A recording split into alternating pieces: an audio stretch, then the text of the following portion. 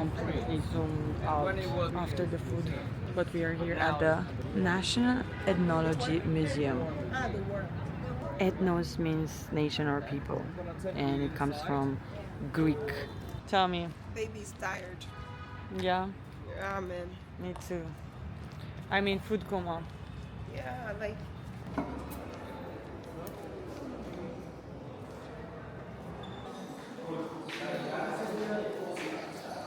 Do you want to guess first? Do you want to do a game? yeah. Fish let's, traps. let's do the game. Fish traps. That's not what I was thinking. These are hats. Hats and I think different sort of techniques to do it. I love that hat. One of the main reasons why I love ethnology museums and history museums in general that have element of religious history and spirituality is that it allows me to think creatively about the world building of one fantasy worlds that I am creating currently with a creative partner. And it also shows that there are some limits to our creativity as humanity because the same myths and the same motives are repeated again and again across cultures. How we think about how the world was created and how we think about gods and how we relate to them, it's so similar under different names and under different forms and using different animal spirits, but there is still a red thread connecting us all across the world and across time in how we relate to creation and to our origins.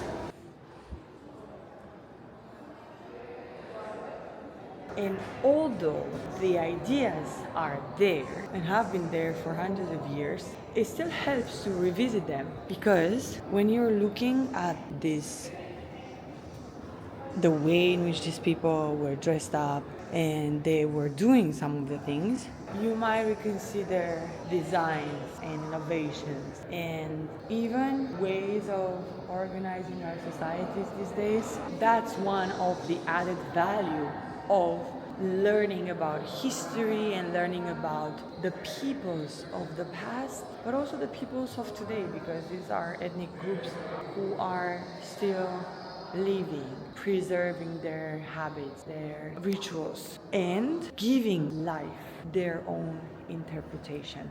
And just because they're not the mainstream cultural approach and understanding of the world, that doesn't make their lifestyle any less important or useful. Take, for example, this a ritual pole that's at the center of the Thanksgiving festival. And apparently it's to be tied to the ritual buffalo and to a universal tree. When you look at it, it looks like a contemporary art museum exhibit.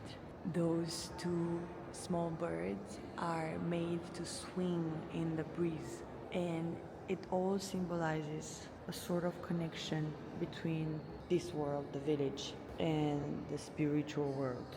But in a more pragmatic way, I love it because it shows how people back then and people in smaller ethnical groups think about the connection of the human with the spiritual world.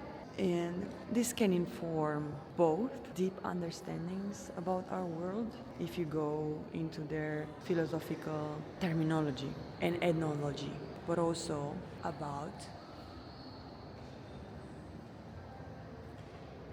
new creative ways to think and to imagine worlds, stories, which is so important considering the crisis of ideas that we are experiencing in our century. And I think these museums and these spaces that countries are dedicating to talking about the diversity of the ethnic groups in their population is a way to show respect and to cherish the differences while still showing that they're all part of one collective, one togetherness, which is very interesting to observe how different countries are doing this and what are the dimensions where differences are highlighted, because this says a lot about how we relate to one another and what are those things that we immediately think of about the other, when we are creating the narrative about the other.